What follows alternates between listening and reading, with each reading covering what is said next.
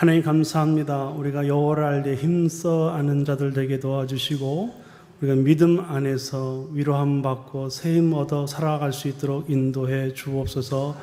하나님 우리를 부르셔서 귀한 사역에 쓰이실 텐데 우리가 하나님께 귀하게 쓰임 받되 모든 삶의 또 사역의 중심에 주님이 있게 하옵소서. 오늘도 주님께서 뜻하신 바가 있어 1부, 2부, 3부로 하나님 말씀을 전하게 하십니다. 온전히 주님 영광 받으시고 주님 뜻만 이루어 주옵소서. 예수님의 이름으로 기도합니다. 아멘. 오늘 귀한 찬양 감사하고요. 가사에 너무 은혜가 되었습니다. 매 순간순간 어려울 때마다 주님 약속 의지하고요. 주님께서 주시는 그 약속의 말씀으로 위로함 받고 이렇게 이겨낼 수 있는 그 찬양의 가사에 오늘 이 말씀이 담겨 있습니다. 지난 2년 동안 팬데믹 위기 속에서 1부, 2부에서 말씀들을 잠깐 정리해서 말씀드리면 그 위기가 우리의 위기인 거지 하나님의 위기는 아니었습니다. 우리가 가지고 있는 어떤 형식과 제도권의 위기였지 우리 하나님 복음은 변질되지 않았습니다. 우리 하나님의 말씀을 우리에게 주어주신 그 뜻과 약속은 변함이 없었는데 우리 믿음의 흔들림의 문제였던 것입니다. 그래서 여호와를 알되 힘써 아는 것은 이것은 우리의 문제, 우리의 위기지 하나님의 위기는 아닌다라는 것을 온전하게 아는 데서부터 우리 문제를 이겨낼 수 있는 답이 생길 줄로 믿습니다. 그래서 오늘 교회가 교회되고 예배가 예배되고 선교가 하나님의 선교가 되게 하는 방법은 어떤 전략의 문제도 아니고요. 시스템의 문제도 아니고 프로그램의 문제가 아닙니다. 사회는 변화되듯이 이 선교 역사도 큰 파고가 있어 왔지만 그때마다 하나님의 약속은 신실하셨고 변함이 없었어요. 그래서 오늘 이 시간 우리가 겪는 고비고비 때마다도 하나님이 주신 그 말씀, 복음, 진리를 붙들고 사실 때에 그것을 넉넉히 이겨나가게 하실 줄로 믿습니다. 하나님 나라를 꿈꾸는 사역지거든요, 저희가. 그렇게 하셨고, 성천교회도 우리 김종 목사님과 늘 제가 기쁨으로 만나기를 즐거워하는 이유는 만날 때마다 하나님 나라 이야기 하거든요. 그래서 그 속에서 하나님이 이곳에서 이루신 일들이 저희 안에도 있었더라고요. 그래서 지난번에 저희 64명의 지도자들을 훈련하고 있는 곳에 하루 훈련시켜 주셨는데 그 가운데서 저는 정말 전략적이지 못하고 주먹구구식으로 하나님께서 해오신 일들을 그저 바라만 보고 목도했던 일들인데 그걸 조목조목 전략적으로 잘 이렇게 이루어 오셨던 하나님의 일을 좀 정리해서 나눠주셨는데 저는 오늘 하나님께서 저를 여기서 왜 세우셨는지 기도 많이 했습니다. 하나님 왜? 이곳에 이미 김정국 사람을 통해서 하나님 뜻이 전해지고 있는데 무엇 때문에 저를 세우셨습니까? 아직 답이 없으세요. 그러나 저는 기대를 합니다. 왜냐하면 하나님의 일하심은 우리의 생각과 기대 넘어서 일하시거든요. 성가대가 있으니까 생각이 나네요. 어느 날 제가 선교복을 하다가 갑자기 마음에 감동을 주시는데 말씀을 막 전하는데 인내하라는 말씀이었어요. 기다리라. 하나님의 때의 방법을 기다리라. 그래서 말씀을 전하다가 갑자기 제가 이제 그 감동이 돼서 가서 성가대 지금 이름도 기억이 안 납니다. 그 인주교회였던 것 같아요. 그 성가대 한 분을 붙잡고 권사님이세요. 권사님 인내하시라고 끝까지 인내하시라고 그렇게 그냥 선포하고 말씀의 그 흐름 가운데 전하게 된 거예요. 제 목적과 뜻과 어떤 것이 있어서가 아니라 저는 이 모든 말씀을 오늘 간증으로 오늘은 3부는 저를 통해 우리 교회를 통해 나타나셨던 하나님의 역사하신 그 일하심들에게 증거하는데 혹 이것이 어떤 사람의 뛰어난 어떤 교회의 뭔가 그 위대함들로 이렇게 왜곡돼서는 안 된다고 저는 믿습니다. 그래서 온전히 하나님이 일하신 것이 보여야죠. 그 하나님의 역사가 많이 나타난 곳일수록 우리들의 모습이 빈약하다는 거예요. 연약한 교회일수록 하나님의 역사가 더 놀랍게 일어납니다. 그만큼 제 자신 우리 교회가 연약하고 부족했는데 하나님이 일하셨거든요. 그것을 오늘 온전히 드러내기를 원하시는 것 같아요. 그래서 말씀을 들을 때 저는 하나님 나라를 향해서 이렇게 손을 들고 저기를 보시죠 그러는데 제 손만 바라보지 마시고 하나님을 바라볼 수 있는 그런 시간 되기를 바라고요. 그 예화도 바로 그 일상 중에 하나입니다. 그래서 그렇게 말씀 전하고는 저는 이게 떠났지요. 그리고 나서 1년이 지났습니다. 그리고 나서 동일한 교회에 가서 말씀 전하고 열심히 다른 곳에 부름받은 곳에 달려가고 있는데 전화가 오셨어요. 목사님 어디쯤 가고 있냐고. 어디 갑니다. 돌아올 수 없냐고. 저는 이미 떠났고 시간 때문에 저 가야 됩니다. 다음 집회에 있어서. 그랬더니 왜 그러십니까? 그랬더니 기억나? 1년 전에 오셔가지고 목사님이 우리 권사님 손 붙잡고 기다리라고 인내하라고 그랬지? 예, 기억이 나네요. 어렴풋하게. 그랬더니 그분이 그때 잘렸어. 그러니까요. 아산에 있는 현대 공장에 다니셨던 분인데 바로 잘리셨대요. 그래가지고 이게 도대체 무슨 소린가. 근데 그분이 잘려서 억울하게 잘려서 현대 본사에 가서 1인 시위를 했답니다. 그래서 계절이 바뀌는 동안에 1년 동안을 그렇게 하셨는데 힘들 때마다 내려오고 싶어서 그만두려고 하면 그 말씀이 떠오르게 하더래요. 기다리라, 인내하라. 선교사 얘기가 아니라 하나님의 말씀으로 부여받고 이기고 승리했던 결과들이 나중에 1년 후에 복직이 되고 그동안 밀렸던 모든 것들을 다 회복시켜주고 더 좋은 곳에 인도해 주셨다는 그런 말씀이 있는데요. 그런 것처럼 하나님 말씀이 오늘 이렇게 할 때 선포하는 자는 모릅니다. 그냥 우리 주님은 저희를 사용하시는 거잖아요. 그 말씀들이 어떤 한 구절, 단어 그 부분 속에서 여러분을 향해서, 교회를 향해서, 선교회를 향해서, 성도들을 향해서, 우리 교사들을 향해서, 청년부를 향해서 각각 하나님이 일하시는 방법은 다양합니다.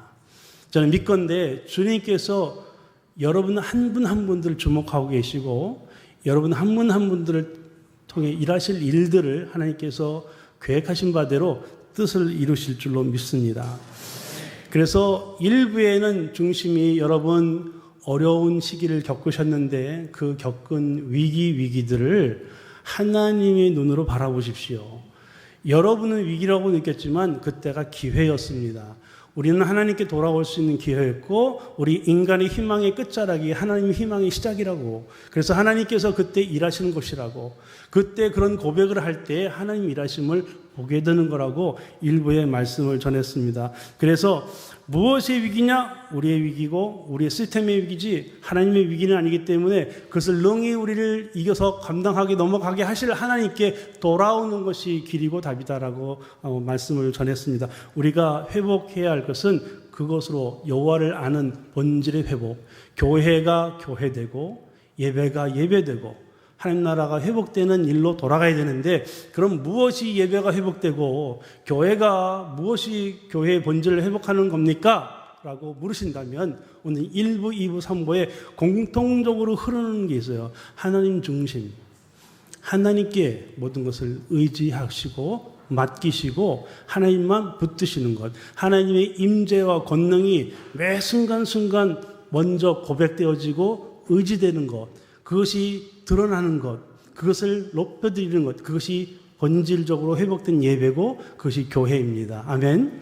시간과 공간과 방법의 문제가 아닙니다. 진리를 알지니 그 진리가 자유케 한다고 그랬는데 우리 안에 예수는 그리스도라는 그 진리가 안에 있으면 그 어떤 모습, 그래서 우리 성경에는 복음서가 4개가 있잖아요. 마태, 마가, 누가, 요한. 왜 하나밖에 없어야 되는데 4개나 있을까?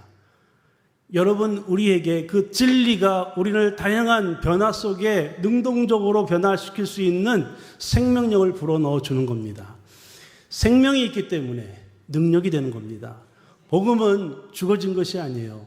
이미 죽어질 것이면 수많은 파국 가운데 이미 역사 속에 사라져야 할 복음이지만 그 복음은 어떤 위기도 그것을 덮을 수가 없습니다.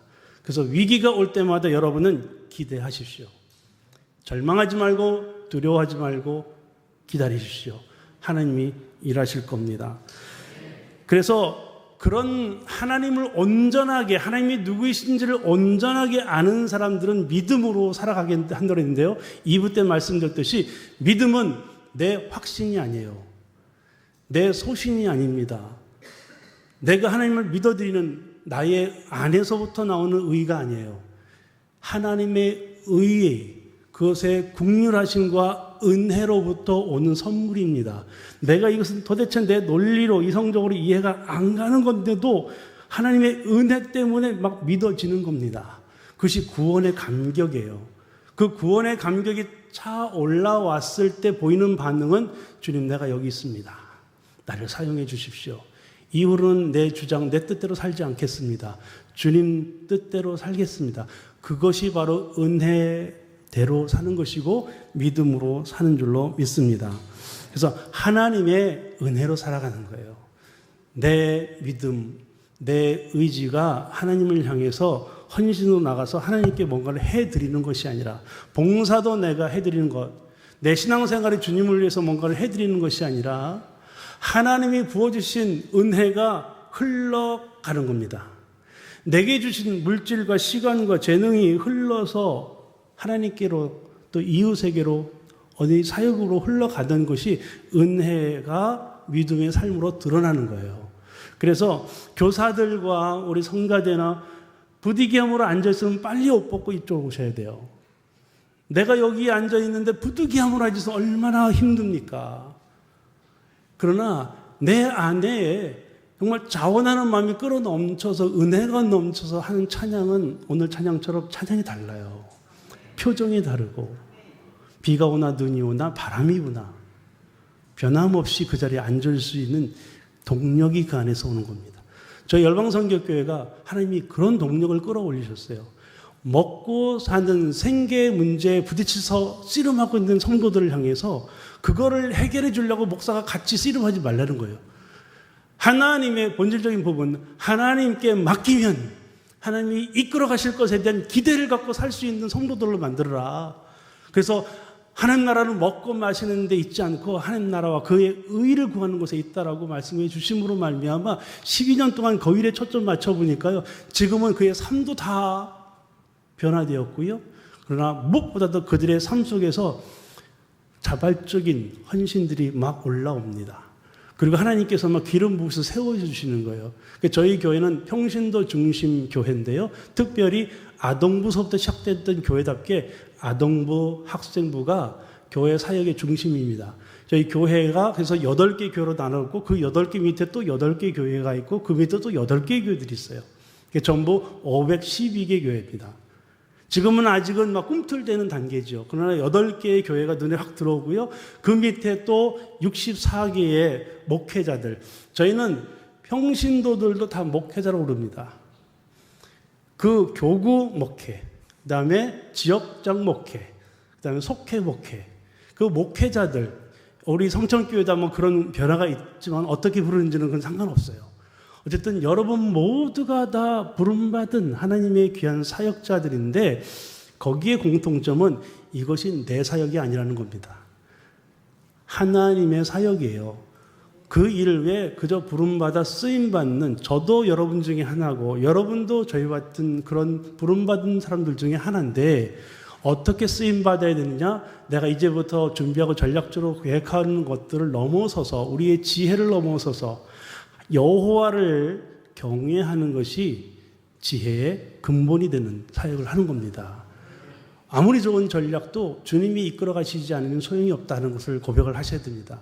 주님이 매 순간순간 그 걸음들을 인도해 주셔야 합니다. 우리의 걸음이 앞으로 어떤 걸음이 걸지 향방을 알지 못하지만 그 크신 능력으로 선하신 하나님이 가장 좋은 길로 우리를 이끌어 가실 것에 대한 믿음, 그 기대가 안에 생기는 거예요. 그 기대를 가지고 은혜로 살아가는 것이 우리 성도가 하나님 나라 삶을 살아가는 겁니다. 그런 성도들이 가득한 교회의 하나님 나라가 평안한 거예요. 그런 교회의 삶이 사회, 지역사회에 영향을 끼치는 겁니다. 그래서 저 성도를 보면, 저 교회를 보면 나는 내 안에 아직 하나님의 확신이 없지만 정말 하나님이 살아계신 거야. 하나님이 일하심이 보이는 거야. 아마 주변에 여러분 성도님들의 섬김과 삶을 보면, 헌신을 보면, 야, 부득이함이라 억지로 하는 것이라 어떤 기회나 재능으로 하는 것이 아니라 정말 저분을 보면 하나님 정말 살아계셔. 어려운 역경이 있을수록 그 드러남이 더 큽니다. 그래서 사도 바울이 말씀한 대로 매사에, 범사에 감사할 수 있습니다. 그 범사에 감사할 수 있는 이유가 하나님이 일하심이 드러나기 때문에.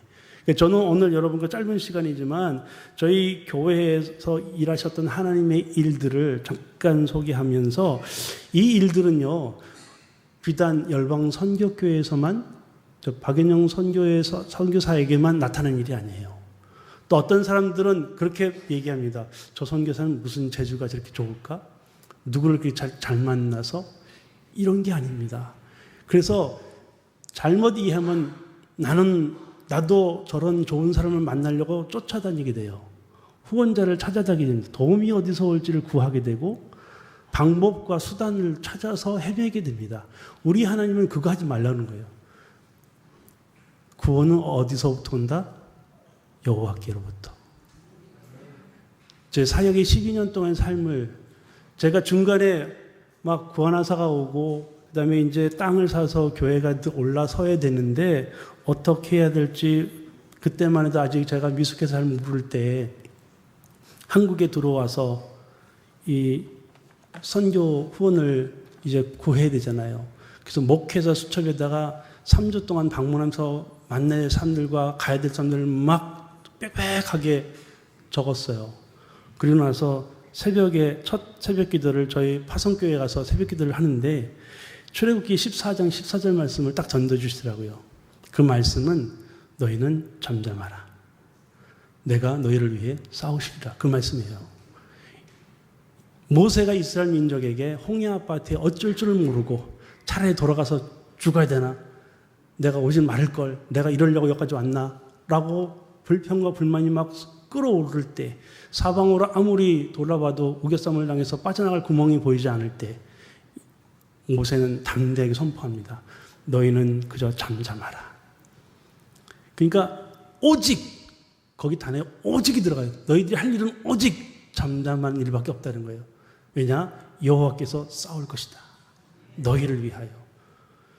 이 모세가 그런 고백을 하고 40년을 광야에서 그렇게 하나님 일하시도록 자기 삶을 드렸고, 나중에 여호수아 1장에 보면 이 가장 위기입니다. 이 리더십이 바뀌는, 지도자가 바뀌는 변화의 큰 변곡점에 와 있을 때 모세가 죽었어요.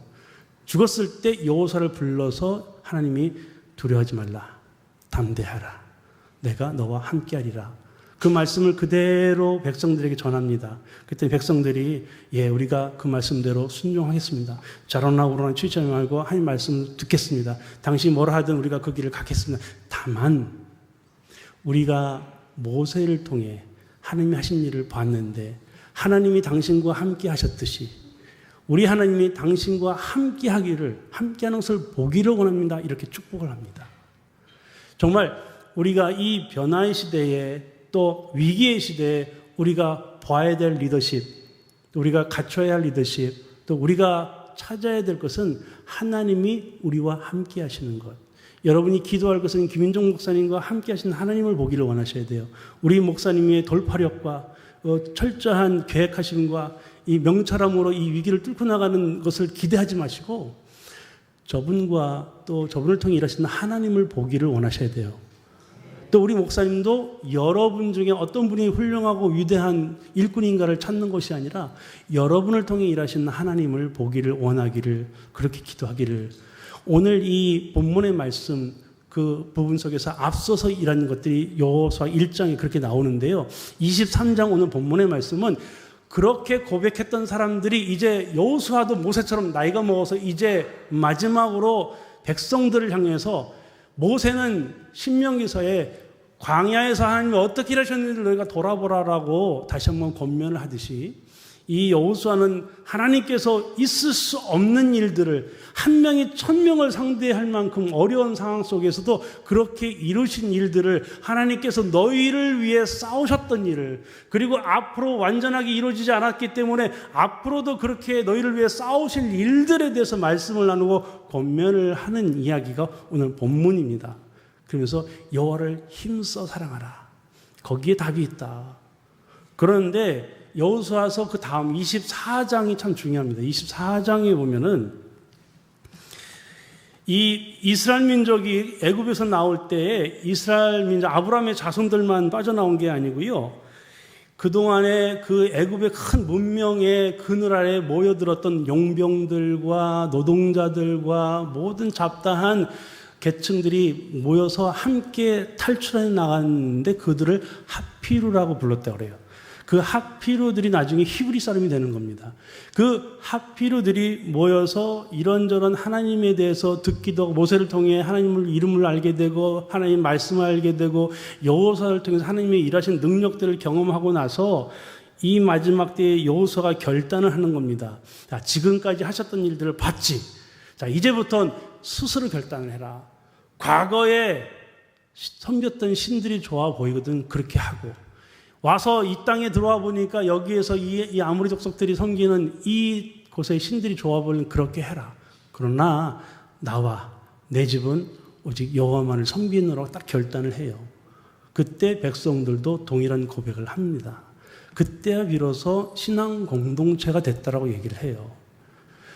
오늘 우리가 해야 될 결단이 바로 그것입니다. 우리 아버지의, 할아버지의, 우리 어머니의 하나님이 나의 하나님이 됩니다라는 결단. 근데 그 결단이 그냥 나오는 게 아니야. 아까 말씀드렸듯이 은혜로부터 출발해야 됩니다. 지식으로가 아니라 경험으로가 아니라 배움으로가 아니라 정말 우리가 기도하기는 하나님, 내 마음에 하나님의 성령의 감동 충만함을 허락해 주셔서 하나님께서 은혜로 믿음을 선물로 주시려고 막 부어주시는데 그 은혜가 은혜로 다가오지 않는 거예요. 그러나 어느 순간 그 말씀에 내 눈물에 샘이 솟고 내 마음의 감동이 끌어오르면서 하나님의 은혜가 눈물처럼 다가오는 거예요. 막 샘물처럼 다가오고 그게 때로는 늦은 비가 되기도 하고 이른 비가 되기도 하고 나이와는 상관없이 어떨 때는 뒤늦게 그러나 어떨 때는 정말 어린아이서부터 그런 하나님의 은혜를 사모하고 그걸 경험하고 고백하는 그런 일들이 벌어지는데요. 우리가 이번 성경학교 수련회를 통해서도 그 일이 그 아이들에게 다음 세대에 일어나기를 기도해야 합니다. 우리가 세대 위기가 있잖아요. 그 세대 위기 중에서 밑에서 막 도전하는 그런 세대들, 1부, 2부 때 말씀 나눴지만 그 도전에서 올라오는 세대들이 우리가 가르치고 정말 우리가 이렇게 전달하는 걸로 하면 그 아이들은 뭐라고 그러면 꼰대라고 그래, 꼰대. 자신들이 이해가 되지 않고 경험되고 고백되지 않는 것을 이렇게 막 강요당하는 것을 못 견뎌하는 세대들이 막 올라옵니다. 그래서 그들을 향해서 더 인내하셔야 되고 하나님이 만져주시기를 위임해야 돼요. 그리고 하나님께서 그들이 스스로를 고백하기를 하나님, 당신은 나의 하나님입니다. 예수님 그리스도입니다라는 고백이 스스로 나올 수 있도록. 그래서 우리가 그런 교우들이 가득한 교회, 그런 자녀들이 성장하는 가정들 되기를 기도하셔야 됩니다. 하나님의 은혜 아니고서는 우리 힘으로는 할 수 없음을 고백하시고 하나님 내 힘으로 내 자녀 마음대로 못하듯이 하나님 우리의 힘으로는 우리 교회 갈 길을 우리가 이뤄나갈 수 없습니다. 하나님이 하십시오라고 기도하는 우리 모든 성도들 되기를 간절히 축원합니다. 저는 저희 사역을 시작할 때 하나님께서 그렇게 사역을 시작하게 하셨고 방향을 알지 못했고 방법을 알지 못했는데 오직 아는 것은 우리 하나님이 하실 것이고 하실 수 있다. 그리고 하나님이 하신다고 약속하셨어요. 기도하면서 우리는 구할 것은 하나님의 약속입니다. 그 하나님의 약속은 말씀을 통해 주어지기도 하고요. 환상을 통해 주어지기도 말씀을 통해 주어지기도 하고요. 주관적으로 객관적으로 환경적으로 그 공동체 안에서 하나님의 뜻이 드러남으로 우리에게 약속의 말씀으로 다가옵니다. 그래서 어떤 사람이 견고한 믿음을 가지고 사냐면 하나님의 약속을 붙들고 살 때에 그 은혜 가운데 살아갈 때의 기적적인 일들로 그 어려운 환경들 속에서도 일하시는 하나님의 삶을, 하나님의 역사하심을 경험하고 경험하는 일들이 시간이 많아질수록 그 뿌리가 깊게 내려지는 거예요. 결코 흔들리지 않고 그것이 나가서 전도를 할 때에도 새 신자를 만날 때에도 내가 주저하지 않는 것은 그저 나의 삶의 경험 속에서 내가 경험한 하나님을 증거하면 되는 거예요. 그래서 성령께서 일하시는 선교의 전략은 성령이 임하시면 그 성령이 임하심으로 인해 체험되는 수많은 체험적인 신앙들이 있어요. 그 체험되는 것들을 증거하게 하신다는 겁니다. 그 증거하게 하실 때 내가 하는 게 아니더라고요. 그 성령의 충만함이 나를 하여금 그걸 하도록 이끌어 가시는 겁니다. 그래서 전도하실 때 두려워하지 마세요. 여러분이 가서 그 사람을 변화시키는 게 아닙니다. 만났는데 아무런 변화가 없잖아요. 괜찮습니다. 또 다른 일을 만나러 다니십시오. 준비된 자, 변화시켜야 될 자들을 찾아다니는 거예요. 그 결과에 대해서는 여러분의 책임이 아닙니다. 하나님께서 이루실 겁니다. 어려움 가운데 어린 사역을 하면서 가장 힘든 시간에 갑자기 기도가 나오는데, 하나님, 나를 이런 고난에 왜 보내셨습니까? 이러려고 여기까지 보내셨습니까? 라고 기도했을 때 저는 눈물밖에 나오지 않았어요. 제가 해결할 수 있는 방법, 어린아이들 1000명을 먹여야 되는, 다음날 아무것도 가져갈 수 있는 재정이 없었을 때 안타깝고, 하나님이 멈추라 하시면 멈출 그런 결단을 하고 살아왔는데 그러면 이때입니까? 근데 우리 하나님은 그 사역을 얼마나 내가 기쁘듯이 하나님이 기뻐하실 것 같은 느낌이 있는데 왜 하나님 이때 이 사역을 멈춰야 됩니까? 라는 그런 투정 섞인 반투정 막 이렇게 기도가 나오는데 스스로를 묻게 하시고 스스로를 대답하게 하셨어요. 욥이 하나님 앞에 투정하면서 결국엔 내가 귀로만 들었던 하나님을 목도함이라는 고백이 나오도록 저도 그런 기도가 막 나왔어요. 너를 이곳에 내려오게 한 이가 누구냐? 이유가 다른 데 있지 않고 하나님의 인도하심 때 맞지요. 그리고 이 사역을 알지 못하고 네가 6개월 동안 기도하면서 이 사역을 시작할 수 있도록 사인을 달라고 해서 이 사인을 준 사람이 누구냐? 하나님이죠.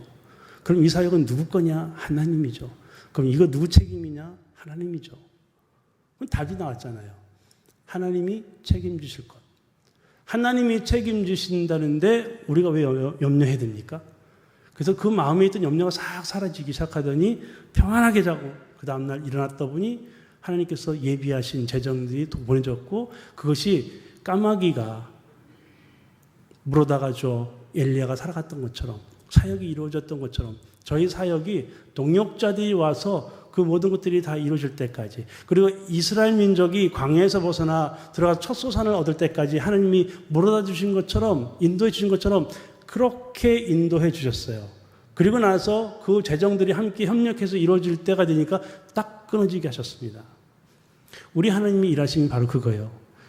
필요한 부분 속에 필요하도록, 과하여 교만해지지 않도록, 없어서 하나님께 원망하지 않도록.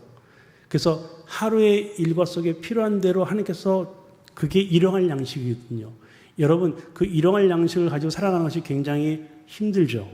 좀 넉넉히 쌓아놓고 살고 싶은 마음이 있죠. 그러나 그것이 마냥 복된 것은 아닙니다. 하나님과 늘 긴밀하게 교제하고 하나님이 일하시는 것들, 도우시는 것들을 생생히 경험하고 살아가는 그 텐션이 어떨 때는 복이 됩니다. 여러분, 어려울 때일수록 더 하나님의 일하심들이 있어요. 그래서 그때일수록 더 하나님, 지난번에 그렇게 일하셨는데 또 오늘은 어떻게 일하실 겁니까? 하나의 간증을 드리면은, 저희 이번에 팬데믹 2년 동안에 저희가 2년 6개월 동안에 선교훈련센터하고 이 새성전을 짓는데요. 그 공사를 이루기 시기가 팬데믹 바로 직전이라 어떤 상황이 올지를 전혀 모르는 상황 속에 저희가 이루어졌는데, 그것도 하나님이 급하게 이루셔서 계획이 없던, 저희들 생각에는 없던 일들이 결정되고 이루어져서 순종했습니다. 그러면서 제 마음에 기도가 하나 있었는데, 하나님, 이 사역을 시작부터 하나님께서 시작하게 하셨고 지금까지 인도에 오셨잖아요. 근데 저는 하나님이 일하심을 저는 고백합니다. 근데 우리 함께 동역하는 동역자님이 많이 계신데 그분들은 귀로만 들었지 아직 경험하지 못했습니다. 그래서 그분들로 하여금 하나님, 이것은 정말 하나님이 하시지 않으면 이루어질 수 없는 일들이 하나님이 일하셨기 때문에 이루어졌다는 고백에 나올 수 있는 기회가 되게 해주시오라고 기도했어요. 그리고 나서 바로 응답이 왔는데 팬데믹이 왔습니다. 완전히 락다운되고, 그러면서 고비고비마다 재정에 원래 저희가 준비하고 시작하려고 했던 것에 몇 곱절이 들어가는 거예요. 그런 일들이 오고 중도금 나가야 되고 이제 잔금 치러야 되고 막 이런 일들이 올 때마다 다들 두려워합니다. 이러다가 부도 나는 것 아닌가. 그때마다 저한테 염려 안 되냐고 물어봐요. 근데 저는 솔직히 염려가 되지 않는 거예요. 왜냐하면 그 일들은 하나님, 내가 기도를 그렇게 했기 때문에 기도한 것에 대한 응답, 그리고 과정이었습니다. 하나님 일하신 거예요. 그냥 순탄하게 재정 가지고 있는 것도 마무리가 됐으면 우리가 어떻게 그 일들을 하나님이 하실 수밖에 없었던 일을 하나님이 하실 거라고 순수하게 우리가 고백할 수 있을까? 그런데 정말 그런 일들이 벌어졌어요. 이제 당장 타일이 잔금이 중도금이 다음 주에 가야 되는데 금요일까지도 아무런 변화가 없는 거예요. 그런 가운데 저희 집사람이나 저희 어머니나 염정하시는 선교사님들이나 기도합시다. 하나님께서 이루실 겁니다. 그러는 가운데 소식이 하나가 왔어요. 우리 장로님, 남창희 선교사님이라고 우리 그 선교사님이 재정부장이면서 건축위원장이신데, 목사님, 호주 시드니 기쁨의 장로교회에서 200불이 왔습니다. 그때 저는 어떠한 느낌이 확 왔냐면 엘리야가 손바닥만한 그룹이 올라오는 것을 보면서 하나님이 일하기 시작하셨다. 우리 하나님은 오래 참으시고 기다리게 하실 때라도 한번 사인을 보여주면 거침없이 일하시는 것을 제가 알거든요.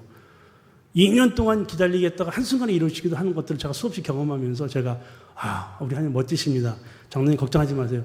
하나님이 이제 일하기 시작하셨는데 한번 일하기 시작하면 거침없이 일하십니다. 그래서 바로 다음날 연락이 오기를 목사님 10,000불이 왔어요. 그 다음날 하나님 목사님 50,000불이 왔어요. 저희가 필요한 돈이 다 왔어요. 더 놀라운 사실은 200불로 시작됐던 것이 그 목사님의 그 간증입니다. 자기도 그렇게 될 줄 몰랐다는 거죠. 더 놀라운 사실은 그 교회가 교회 건물이 없습니다. 정작 자신들에게는 정말 피같이 써야 될 그 재정인데 그것이 어떻게 선교지로 흘러갈 수 있었을까? 자기의 간증이에요. 더 놀라운 사실은 그 교회가 빌려 쓰는 교회가 필리핀 성도들 교회예요. 호주에서 일하는 노동자들이 많은데 거기 필리핀 교회가 이미 오래전부터 일하고 공동체가 커요. 그래서 그들이 쓰고 있는 성전을 렌트비를 내고 빌려 쓰고 있었던 교회인데 그것도 장로교회가 자기네 교회도 없이 근데 필리핀에 세워지는 교회가 성전을 짓다가 성전 건축비가 모자란다는 소식을 듣고 너도 나도 신혼부부 뭐 해가지고 그것이 저희 성전이 마무리가 될 수 있는 그런 길들 열어주신 거예요. 저는 제가 얘기하고 싶은 것은 호주 시드니 장로교회 성도들이 위대하다는 얘기가 아닙니다. 그들이 감사하지 않다는 게 아니에요. 중심은 뭐냐면 하나님은 그렇게 일하신다는 겁니다. 그 위기가 하나님이 일하시는 걸 볼 수 있는 기회가 된다는 거예요. 그래서 위기라고 위기에 빠져 있지 마십시오. 그 위기를 기회로 하나님이 자꾸 여러분에게 주어주시는데 그 기회를 하나님의 은혜와 긍휼하심과 도우심을 경험할 수 있는 걸로 전환하셔야 돼요. 무엇으로? 여러분의 믿음으로. 기대하시면 인정하시면 우리 하나님은 하실 수 있습니다. 우리 하나님은 하실 겁니다. 왜? 우리 하나님이 그렇게 여러분을 사랑하신다고 그랬잖아요. 그건 약속입니다. 약속을 성취하셨어요. 약속해서 나중에 그렇게 할 것이 아니라 이미 이루셨습니다. 내가 너를 사랑한다. 먼저 사랑하셨어요. 그 약속이 예수 그리스도를 통해 확증되신 거예요. 보여주셨던 실질적으로 내가 누구를 사랑하는데 사랑한다 말만 하지 않고 내가 당신 나를 사랑하는지 어떻게 하러 했을 때 하나님이 데몬스트레이트 했다는 거예요. 완전히 그걸 내가 사랑한 것을 삶으로 보여주셨다는 겁니다. 그런 하나님이 나를 사랑하시는 그 사랑이 얼마나 단단하냐면 하늘의 어떤 권세도 땅의 어떤 것도 그 사랑으로부터 우리를 끊을 수가 없대요. 그러니 여러분 우리가 하나님을 신뢰할 수밖에 없잖아요. 그 하나님을 믿는 믿음이 그것이 은혜입니다. 내가 그렇게 믿어지도록 나를 그 구원으로 은혜로 이끌어 가시는 하나님의 은혜. 그래서 믿음으로 살아갈 수 있도록 해주시는 거예요. 그래서 하나님이 나를 얼마나 사랑하느냐 그 하나님을 아는 일에 힘써 하십시오. 그 하나님을 정말 알아가면 알아갈수록 내가 보이고 내가 얼마나 연약하고 부족하고 죄인인지를 알면서 그런 자를 하나님이 사랑하시 여전히 죄인인데도 불구하고 그 사랑을 확증해 보이시는 그 하나님 놀라운 은혜가 내 안에서 믿음이 생기게 하는 거예요. 하나님을 신뢰하는 사람으로 만들어주는 거예요. 내 이성과 내 생각으로는 내 판단으로는 전혀 아닌데 그래서 내가 믿음으로 살아갈 수 있도록 이끌어 가시는 겁니다. 그런 삶을 살아가는 사람들에게 하나님이 이런저런 놀라운 역사들을 보여주시는 거예요. 근데 이런 역사들을 보여주신 이유는 우리들 때문이 아닙니다. 여러분 때문에 그런 역사를 보여주시는 게 아니에요. 기적과 이사는 믿음 있는 사람을 위해서 보여주시는 게 아니고 믿음 없는 사람들을 구원케 하기 위해서. 그래서 여러분이 때로는 고난받을 때 주님 나를 사용하시는구나. 내가 고난을 받은 때, 내가 믿음으로 견딜 때 하나님이 나를 이렇게 그 고난의 현장에서 이끌어서 해주시는 그 역사의 이야기들이 어디로 흘러가냐면 선교로 흘러가는 거예요. 선교. 누군가를 구원하는 일을 위해. 내가 아직 그 경험이 없는 사람들을 그 사람을 통해 간접적으로 나는 모르겠는데 저 사람을 보니까 정말 내가 보기엔 정말 찌질하고 아무것도 아닌 사람인데 저 사람이 저렇게 위대하게 또 살아갈 수 있는 능력 있는 사람으로 보여지는 것은 저는 하나님이 하신 일이야 라고 고백하게 만들므로 인하여 그도 그 자리에 올 수 있도록 자꾸 끌어가시는 겁니다. 그걸 드로잉 그레이스라고 그래요. 하나님이 자꾸 이끌어 가시는 겁니다. 그 자리로. 어느덧 가보면 나도 그렇고 있는 거예요. 나도 그 자리에 같이 동참하는 겁니다. 그래서 은혜를 사모하기를 원합니다. 은혜로 살아가는 사람과 교제를 하십시오. 불평으로 살아가는 사람과 교제하지 마세요. 그 자리에 앉아있지도 마십시오. 대화의 문을 터지도 마십시오. 은혜를 고백하는 사람 자리에 늘 가까이 가고 그런 사람과 기도하십시오. 그러면 그 안에 내 샘이 터 나오는 겁니다. 그래서 은혜를 사모하는 사람들이 교제하도록. 그게 속회가 그런 의미예요. 속회가 그 은혜를 막 사모하는 사람들이 있다. 나도 은혜를 사모하는 걸 고백하는 순간이 되는 겁니다. 그것이 커져서 선교회가 되고 그것이 교회가 되는 거예요. 교회는 이 시간에 뭐 하는 시간이냐면 하나님이 지난달, 지난 시간, 지난 주간에 우리 삶 속에서 역사하셨던 것들을 마음껏 찬양하는 겁니다. 여러분 한 사람 한 사람들이 그렇게 살아오셨더니 모아서 폭발적으로 하나님은 위대하신 자를 찬송하는 것이 예배입니다. 그리고 여러분들이 바깥으로 나가서 또 살아갈 때는 또 그 은혜로 살아가면서 여러분을 통해 일하시는 하나님이 자꾸 드러나는 거예요. 우리 어머니를 보니까 제가 그랬거든요. 제가 중학교 때 정말 초등학교까지 개차반으로 살았어요. 그래서 우리 교회 돌아다니고 막 말 안 듣는 애들 보면 미래가 보여요. 저 녀석들도 선교사가 될 거고 목회자가 될 거고 나도 이렇게 됐는데 우리 하나님 은혜가 저희 아이들에게 있도다. 부모님들을 위로합니다. 염려하지 마시고 하나님께 맡기십시오. 그리고 우리는 하나님 앞에만 초점을 맞추십시오. 제가 우리 어머니의 신앙 때문에 어머니의 하나님을 보면서 자라오다가 어느덧 나도 하나님 우리 어머님에게 보여주셨던 체험하게 하셨던 그 체험을 좀 하게 해달라고 기도했더니 하나님이 채워주셨어요. 그래서 이제는 어머니의 하나님이 나의 하나님과 같다라는 고백이 나옵니다. 우리 자녀들에게 저도 그래서 우리 아들이 지금 우리 그 온라인상에 만나는 그 님들이라고 그러죠. 그 커뮤니티를 만나기 위해서 지금 부산에 가 있어요. 15살짜리가. 그 일을 허락하고 위임하기까지가 쉽지 않았지만 하나님을 믿는 기도하는 마음으로 보냈어요. 그러면서 지금도 아침부터 지금까지 계속 기도합니다. 그러면서 그 아이가 기다려달라고. 자기가 하나님이 살아계신 건 분명히 믿는데 기존의 종교와 교회 이름으로 자신들에게 이렇게 푸시해서 가르치는 것들은 아직은 싫대요. 그래서 하나님이 어떻게 쓰시려고 저도 기대가 됩니다. 저보다도 더 하나님께서 더 은혜를 부어주실 것 같은 기대가 있고요. 그래서 저희 집사람이 갱년기라 사춘기하고 막 싸우잖아요. 보통은 사춘기가 갱년기를 못 이기는데 저희 집은 불똥이 아직 튑니다. 그러면서 제가 할 수 있는 일은 아무것도 없더라고요. 맡겨야지. 그러면서 저희 집사람을 위로합니다. 저 아이를 임신했을 때 임신한 줄도 모르고 태권도 하고 있었어요. 저희 아내가.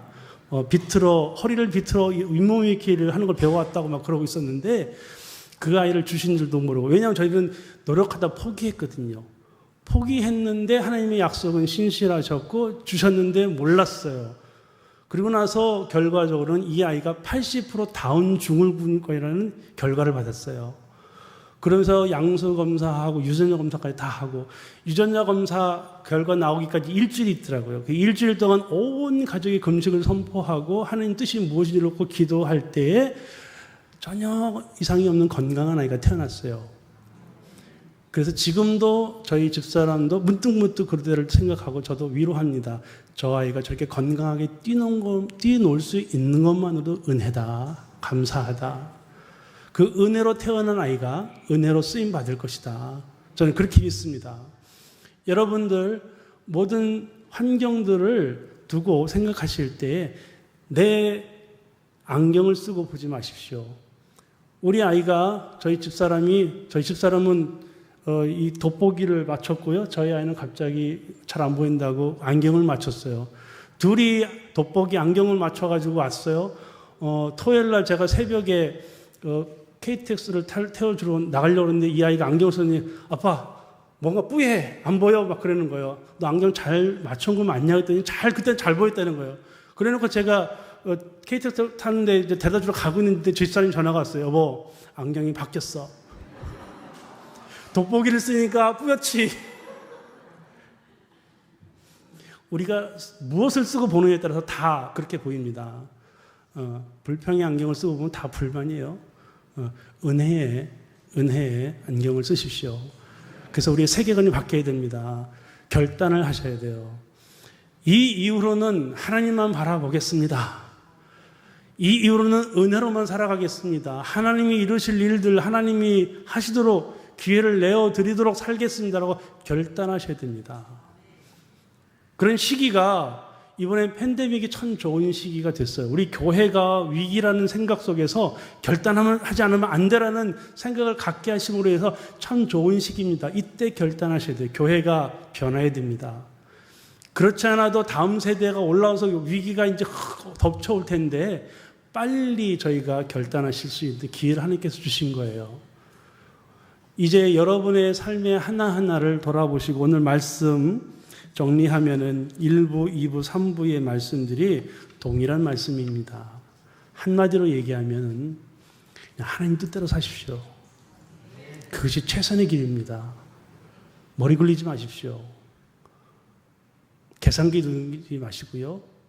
저는 그렇게 하기로 결단했어요. 계산기를 내려놨고요.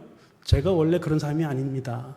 선교팀이 오면은요, 머릿속에서 그 준비했던 것들 다시 한번 리허설 합니다.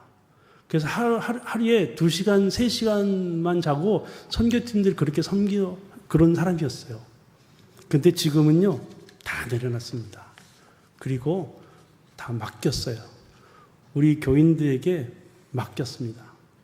그리고 더 잘하는 사람에게 맡겼어요. 내가 목사라고 내가 다 해야 된다고 생각 안 합니다, 이제. 목사라고 별거 없다고 생각을 해요. 목사가 죽어야 교회가 살아요. 교회가 죽어야 하나님 나라가 삽니다. 이 죽어지는 작업을 하지 않으면요, 하나님 일하지 않으세요. 하나님 일하시는 그 죽어지는 결단. 쉽지 않아요. 근데 해야 됩니다. 그래야 교회가 살아요. 그래야 우리 다음 세대가 삽니다. 우리 기성세대가 죽어져야 다음 세대가 살아요. 그들을 믿어줘야 됩니다. 그들에게 기회를 주셔야 합니다. 우리 교회 학생부들이 예비 인도자가 되고요. 설교를 하고 우리 교회는 모두가 함께 축도를 합니다. 목사에게만 축도권이 있다고 믿지 않아요. 하나님은 모든 사람에게 축복할 수 있는 그런 권한을 주셨어요. 예수님한테 네가 무슨 권세로 이런 고침을 베푸냐라고 그 바리새인들과 종교 지도자들이 도전을 할 때 그 권세는 하나님으로부터 오는 거거든요. 그 모든 권세 여러분에게도 하나님께서 하늘의 열쇠를 여러분에게 맡기셨어요. 여러분이 누군가를 위해서 축복하면 하나님 축복하신다 그랬고요. 저주를 하면 저주한다 그랬어요. 할 수만 있거든 저주하지 마십시오. 축복하십시오. 벗대기 구는 남편을 향해서 축복하십시오. 여러분을 힘들게 하는 그런 꼬챙이 같은 마음을 가진 자를 향해서 축복하십시오. 여러분이 복된 길을 가게 되는 비결입니다. 그저 하나님이 싸우도록 만들어주세요. 여러분이 싸우지 마시고 그 모든 씨름의 거리를, 그래서 여러분은 그 짐의 무게를 다 내려놓으세요. 하나님이 여러분을 위해 싸우실 겁니다. 그것이 하나님의 선교고 하나님의 목회고요. 그것이 성도의 삶입니다. 여러분의 삶의 또 생애의 거리에 제가 왜 1부, 2부, 3부를 이곳에 와서 이렇게 말씀을 전하는지는 전 모른다고 그랬잖아요. 지금도 모르겠습니다. 그러나 하나님께서 반드시 그 뜻을 이루실 거라고 좀 믿어요. 저는 그저 씨를 뿌리고 가는 겁니다. 말씀의 씨앗은 여러분의 밭에 아직은 자갈밭이면 자갈밭대로, 가시덤불이면 가시덤불대로, 그러나 바라기는 여러분의 마음에 그동안 팬데믹 기간 동안에 또 우리 목회자님들의 사역을 통해 많이 귀경되었을 것이다 믿고요. 그 메마른 그 10년 가운데 말씀이 떨어지고 이른 비 늦은 비로 부어주실 때 그 은혜로 여러분 신앙이 아름답게 잘 성장하여 이 지역에 영향력이 있는, 그래서 하나님의 나라가 정말 이렇게 이 교회를 보면은 경험되지는 그런 교회가 되기를 간절히 축복합니다. 기도하겠습니다. 하나님, 그저 두서없이 주신 마음대로 하나님께서 순종하게 하시는 대로 말씀을 전했습니다. 부족한 종을 그동안 12년 동안 사용하셨던 그것을 함께 고백했습니다.